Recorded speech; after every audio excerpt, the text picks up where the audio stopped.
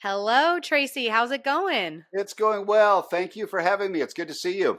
It's great to see you as well. Good morning, everyone. I'm Bethany Barsoian. We are back with another episode of our The Power of podcast. And I love episodes where we bring guests on because, of course, it's always fun for Steve and I to chat about hot topics, but we love bringing on other people from the industry, get some different perspectives, and really be able to collaborate with everyone who's living, breathing radio and media right now, just like we are. So this morning we have a fantastic guest for you, Tracy Johnson. Very excited to have him on today to get into an article that he wrote recently that's focusing on local and the importance of local for radio stations. Tracy is a talent coach and programming consultant. He is the president and CEO of Tracy Johnson Media Group. He also has a book called Morning Radio. And Tracy, this has been described as the Bible of personality radio and has been used by personalities worldwide. I'll definitely have to check that out, Tracy.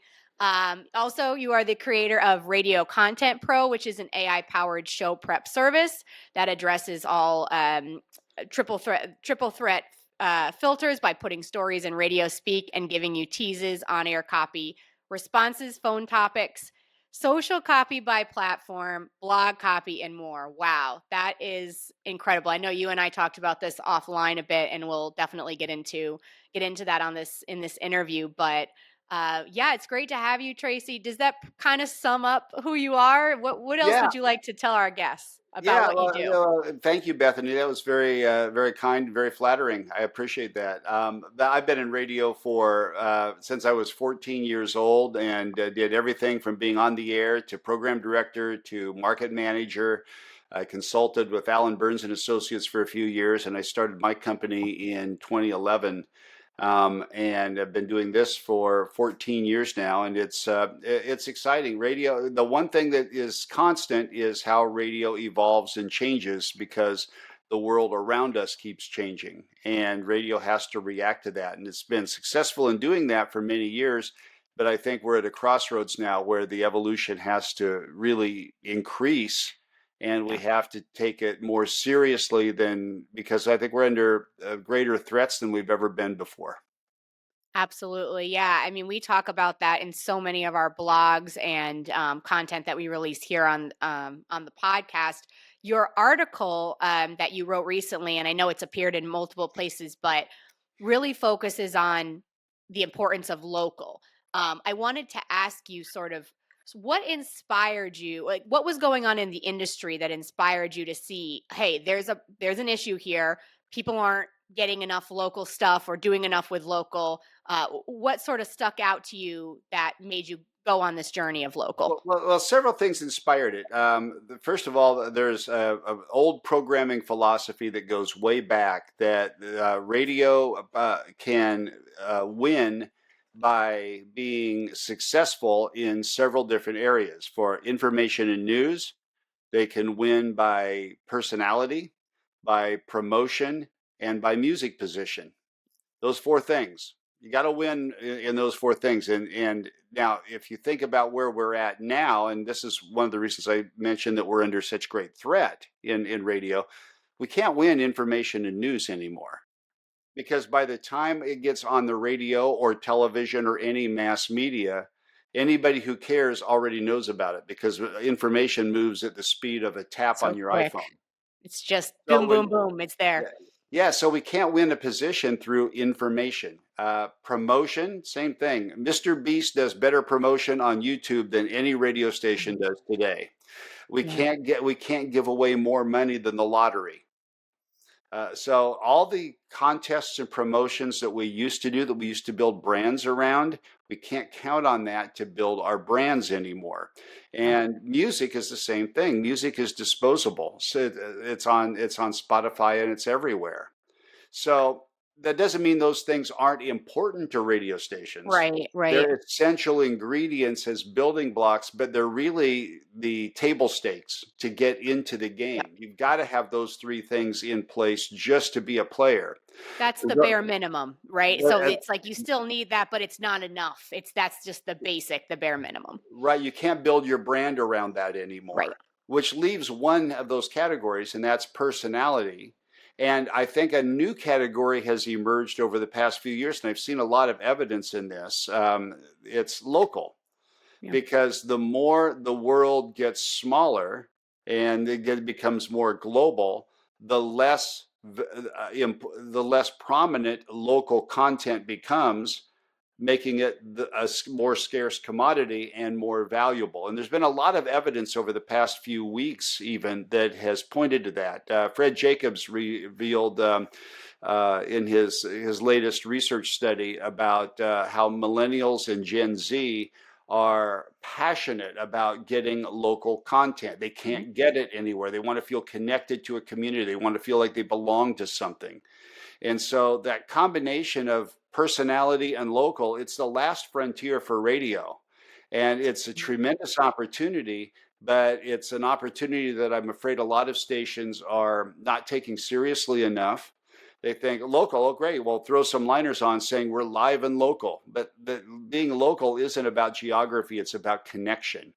And Right. that combination between personalities who can relate to their audience and really connect with them on an emotional level and reflect the community values and make it sound like we live here too, we're just like you, are a really powerful combination to carve out a niche and address some of the needs that are out there and take advantage of what radio's strengths are, which is building a community of listeners that have a common interest. Yeah, absolutely. And you mentioned the idea of connection. That's something, again, we've talked about so many times. Also, some of our other guests that have come on have mentioned that, like, that's where radio really thrives, right? Because compared to other media, do you feel Yeah, like that? Do you feel like that's an area where we sort of have like, the edge, if you will, being able yeah. to connect, having the ability to connect with the audience where other media doesn't necessarily or isn't able to do that in the same way. And so you said it's not, you said local's important, but it's not easy. Do you think it's not easy because radio stations don't realize that it's so important? So they just don't, put the effort into it? Or is it resources? Because I know you mentioned that too in your article. Like, yeah, it's one thing to know that it's important, but how to get it done and, what are we going to use to do it is another story. I think it's all of those things. I think that radio broadcasters are discovering more and more the importance of being local and the advantage that that brings with it. And they don't, first of all, they don't know how to do it. Right. So that's why you hear, broadcasting live from Main Street. Yeah. We're live and local. We only have local winners. Or they'll put on a community events calendar that is horribly boring. And it's talking about the pancake breakfast at the Kiwanis Club at this Thursday night. And that's local, but it's not entertaining and interesting. And you've got to be entertaining and interesting first. You've got to reflect the things that the audience in the market, in the local community actually cares about, and do it in a way that engages them. And that's where it gets hard. That's where really being local is hard to do. And it's putting that perspective on it. And that's why I say it's a combination of personality and local content. And that combination creates something that nobody else can replicate or duplicate. Because as you mentioned, Bethany, radio is the most intimate and the most personal of all media. It's more personal than a television anchor Sure. or a talk show on television or anything else that you can imagine. Because and that goes back in our DNA and our history. If we know how to do it and if we curate that properly. What's happened though over the last decade, especially, is the pressure that radio stations are under financially has caused them to start cutting out all of the things that make it special. We've Technology like voice tracking and automation has made it easier to operate, sound good, but not be special. Yeah. So you're And we've taking that piece eliminated. away from it. You're We've taking, even though you're still run, it's like, oh, I can still run, but you're taking away what made it stand out from other media. Yeah, exactly. We're losing that personal connection. We're losing those personalities. We're losing the ability for personalities to have time to really curate a show, to plan a show, and to entertain the audience because they're voice tracking four stations at the same time. and they're probably a It's program tough. director or a music director, and they're doing the social media, and they have to write blogs at the same time too. They have to All do on their all of. plate. Yep, all on it. We're chewing people up. It's a And lot. Yeah. there's no way that you can possibly curate a station to stand out and be special by reducing the resources as far as stations have. And that's why I say it's hard. It's hard to truly be local. And it's not about running promos, it's not about running top of the hour IDs that say live and local, look at us, we live here too. It's not about those things. It's about really digging in and reflecting the community. It's not about doing events. It's not about staging promotions. All of those things are good ingredients, but it's deeper than that if you're really going to be successful in being that local station. Yeah, I was going to ask you about events because, prior to my time here at RDI, I worked in the Providence cluster in Cumulus, and that was something that, I was a part of as part of my job, helping out with some of the promotional stuff. So when, the personalities go out on site, like let's say they go to a local coffee shop or something and they set up there and they do a broadcast there, you're saying that that's good, but that's still not really as local as they could be or that they should be. Well, I think those are great. I think doing local promotions are great, but for many years, radio has decided that our idea of promotion is to sell a remote to the tire store on Saturday from 10 to 2 and give away hot dogs and put up Right. a tent. Yep. And that's not local connection and local promotion. If they were really getting out into the coffee clubs and doing a broadcast or a meetup or a gathering from there and having some events that are shining back to their station, that's fantastic. Yeah. That's the kind of thing I'm talking about making that connection. But you can't just put up a tent and a prize wheel And just and go. expect to make an impact. That Yep. that that doesn't do it. It's about really going out and investing yourself, your resources into making an impact. And it and but those are the kind of things that are opportunities to take advantage of. Absolutely. Yeah, so I mean, you say it's not easy. We know that the resources aren't necessarily there. So what are stations to do then? I mean, if they do say, well, we want to do this. This sounds great. And we can see your point here, but we don't have the resources. There are some options, and I know one of the services that you guys provide through your company are and take me through this because Yeah, it's not just generating a couple local news stories and right. sending it their way. It's much more than that. So I wanted you to explain to our viewers sort of where you start. Obviously we know what gave you the idea, but where you started with these services and now where they are now. Well, and that's a great question because it's another ingredient that led me to the importance of local. About 3 years ago, we started a company called Radio Content Pro. Right. And Radio Content Pro makes it easier for stations to function given all the budget cuts that they've gone through. I identified 10 things that my clients and broadcasters were facing, 10 problems that they had in creating content. And we developed a platform that would make it possible for them to achieve those things on the air, online, and on social media. The concept is we've created AI bots that go all over the internet 24 hours a day, 7 days a week, 365 days a year to verified and trusted vetted sources that and within 2 minutes of a new story being published, it's grabbed the information, curated it into 13 different pieces of content that radio stations can use. Everything from a news story that you can basically copy and paste and use it on the air. It includes a blog post. A lot of stations are trying to create new articles and blogging, and it's Tough to driving find people stuff to nuts. write about for sure. I know this personally. Yep. So we're putting hundreds and hundreds of pieces of content right in front of you on your dashboard, already curated with that blog post, with social media posts for X, Facebook, Instagram, with thought starters, with teases for personalities. We've got scripts on there for a 30 to 40 second talk break. a 20-second talk break, a 10-second talk break, Oh, that's a good phone one. topics they can use, and we've got an AI agent on board where you can personalize the content. Say, I want this to be a little edgier, or I want this to be more good news. I want it to be more family friendly. What would my audience say about this? So you can interact with the content and personalize it to exactly what you need. So that's been very successful over the last couple of years. That's Radio Content Pro. It's curated into 12 different formats as well. Okay. So it starts with the format. The number one thing that we've had feedback on is, can you give us local content? Hmm.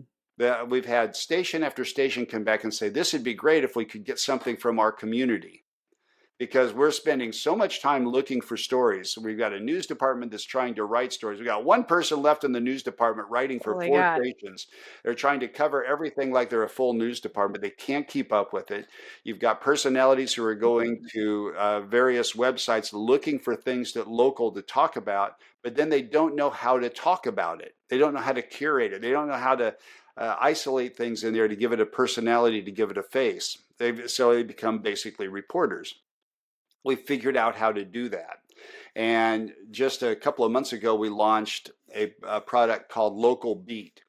Local Beat is curated exactly the same way, only it's customized for each individual market. So if you're in Dayton, Ohio, you've got Local Beat Dayton, and it does exactly what I described with Radio Content Pro, just for stories in your marketplace. And I think this is a game changer, because now you can use that video script. A personality can take the video script that's made for that story, and you've got video up on your website. You've got a local story rewritten from the original source that you can put up on the site. You can start a whole new business from it if you want to, and it's all at your fingertips, 24 hours a day, 7 days a week.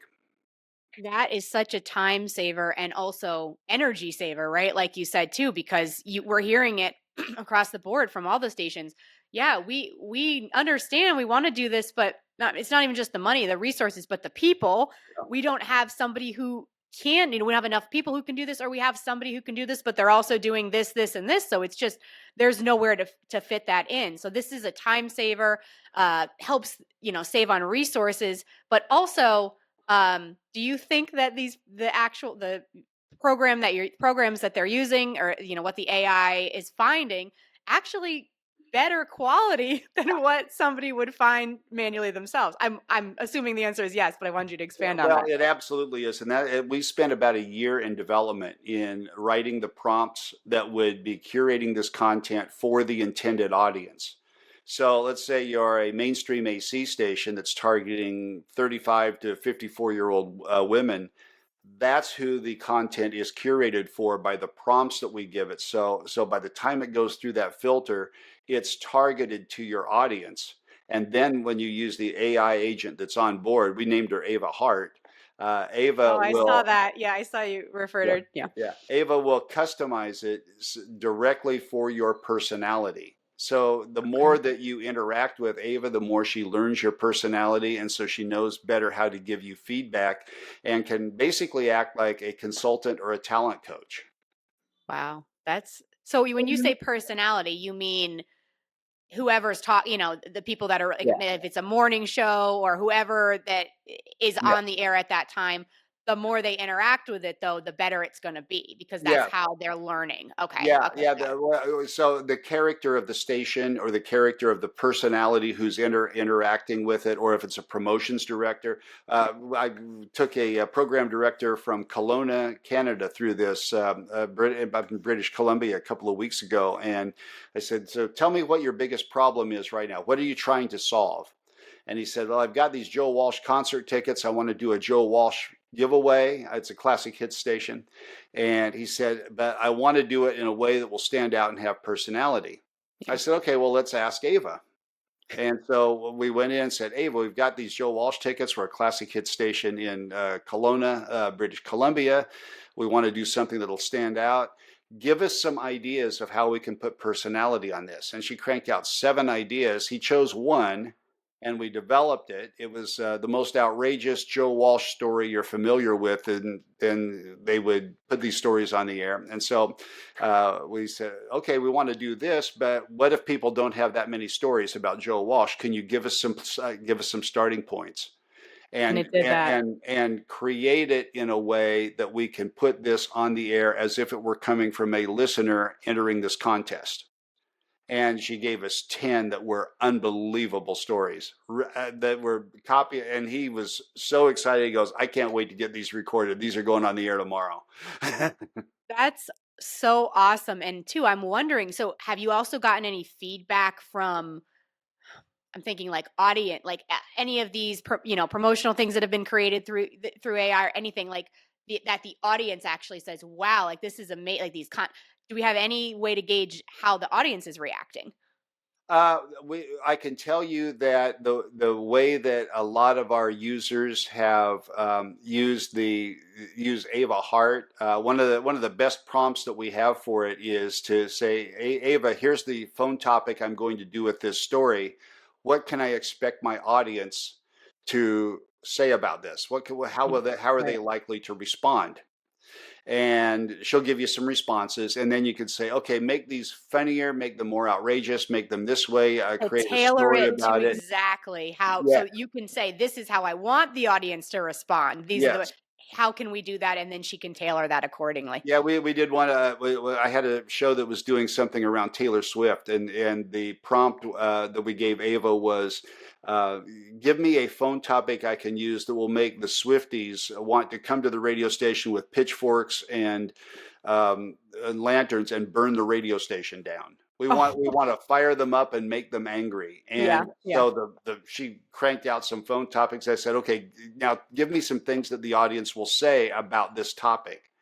And so we took that and then we had people record that as phone starters. So here's the first phone call, and it was using one of those responses. And as soon as that response goes on the air, phone lines light up and everything floods in. Mm-hmm. So it's a great way to leverage, I call it leveraging the power of AI to inspire your creativity and do more with the tools that you have available.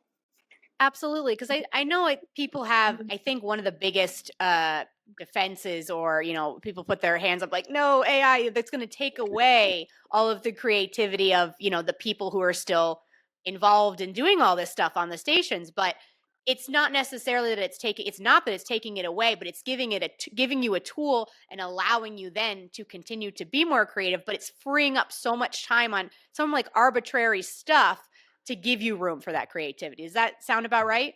I think it's you're right on target. I've been in this business long enough to have been one of the first to use music scheduling software on a computer Right. back in the late '70s, early '80s, Okay. and I remember as clear as this conversation that when I started using RCS and it was on floppy disks, it couldn't even contain the program on Wow. a hard drive. The hard drives weren't big enough, and you had to change floppy disks. So you had to keep putting them, yep, in and out. It Yep. took about 32 minutes to schedule a day's music, and then you had to go in and adjust it Yeah. after that.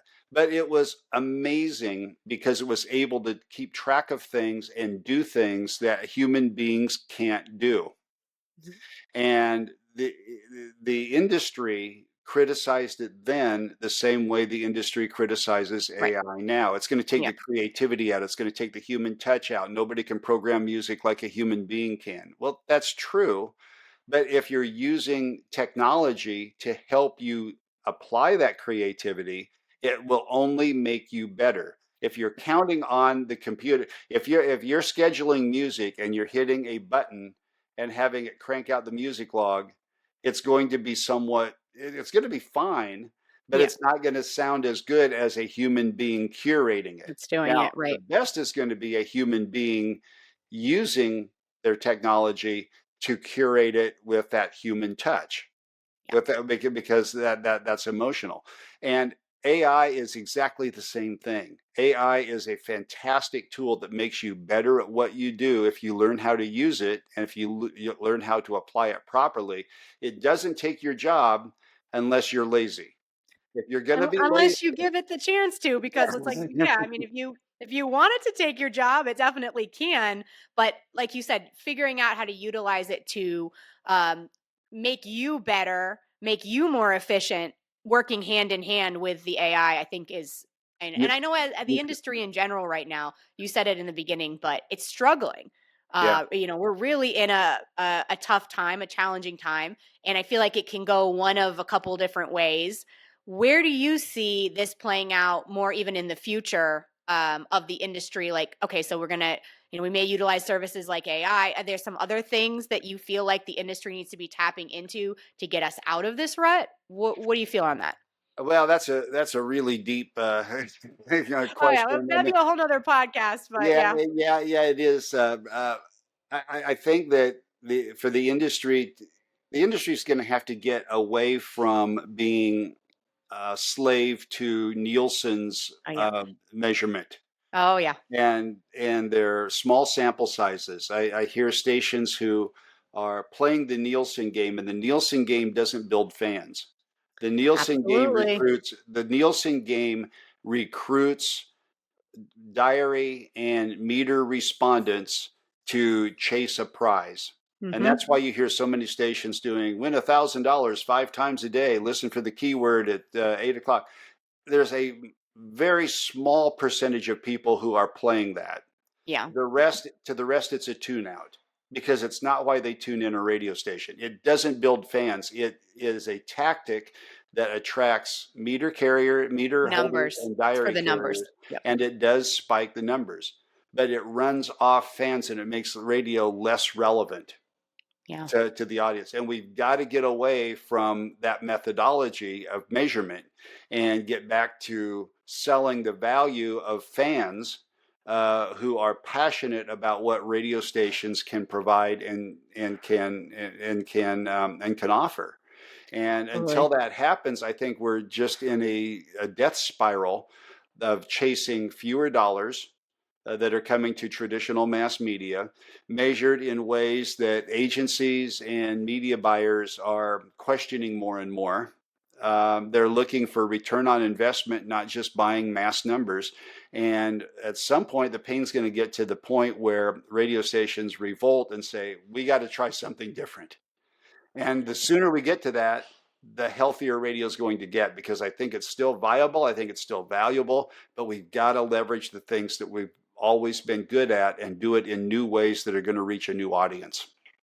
Absolutely. And even for us, on so RDI, obviously on the research side, we're working with stations constantly. We're hearing about the challenges that they're having with advertisers, Mm-hmm. and who are, it's like a rip domino effect, right? Advertisers don't want to spend the money. And then there's been the whole thing with the new Nielsen 3-minute rule and how that's changed things, especially on a lot of the agency buys. But I mean, I agree 100% with what you said too on the Nielsen stuff, because we hear that a lot too. Like, if the ratings are this or they drop below this or they don't have a good book or something, it can throw things, like this. No, this isn't good. But we always say too, a lot of these, especially the agencies, they're relying on the Nielsen audio data, the quantitative data. And if that doesn't look good, it's like, nope, that's it. But what's the phrase we use, or a lot of people in our team have said it, a rating point never walked into a car dealership, right? So we also look at in our team, we create stories for clients based on the qualitative data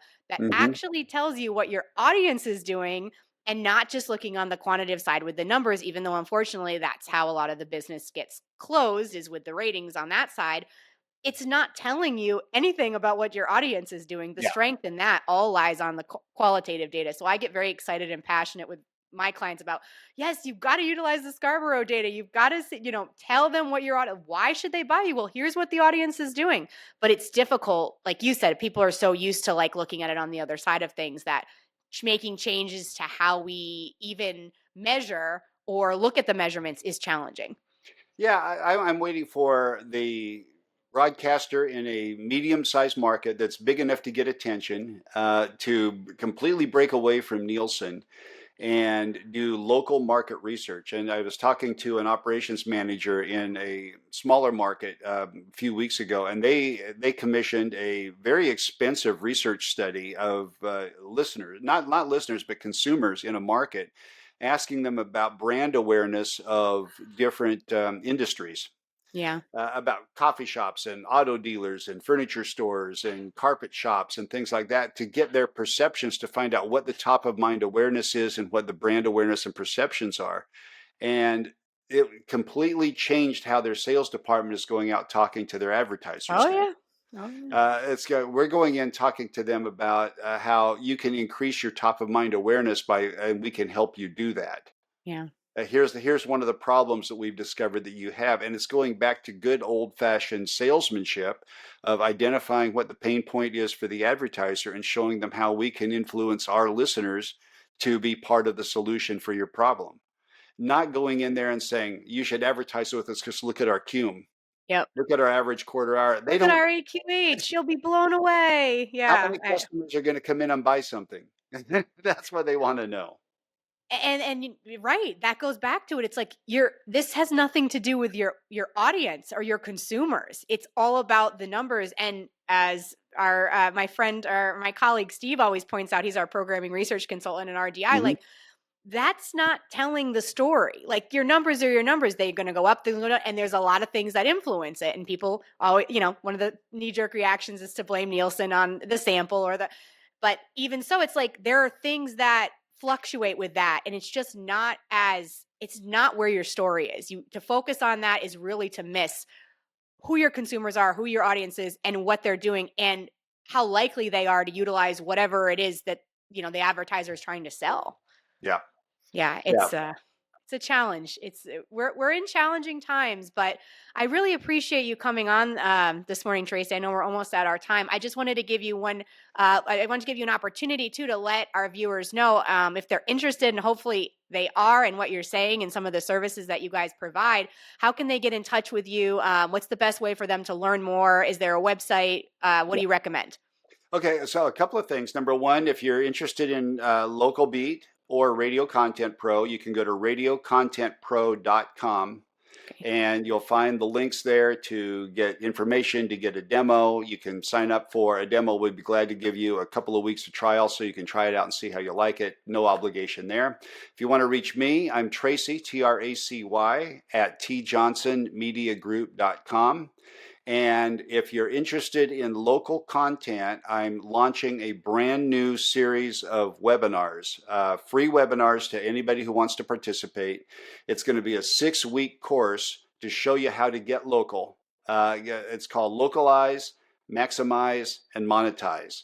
It's the entire process from beginning to end of how you can make your station local, how you can turn that into revenue and do a lot of these things that we've been talking about. It starts next Tuesday, June 3rd. So I'm not sure when you're watching this or hearing this, but it might already be in progress or it might be over. If it's over, let me know and I can send you links to watch the replays. Awesome. Yeah, I love that about you. I know your webinars, because people may not be able to fit it, excuse me, that time on their schedule, they can get the recording and watch it at their leisure. And then that'll give them the opportunity to see it when it's convenient for them. But Tracy, this was amazing. I really appreciate your time. We've shared so many great insights. I hope we have a chance to collaborate again. And you write articles, for different outlets. I know if I see anything else that sparks interest or I think would be great for our viewers, I'll definitely be reaching out again. Hopefully we can do this another time. Thanks, Bethany. This has been fun. Appreciate it. Awesome. All right. Well, you have a great rest of your day and take care, everyone. See ya. Bye bye.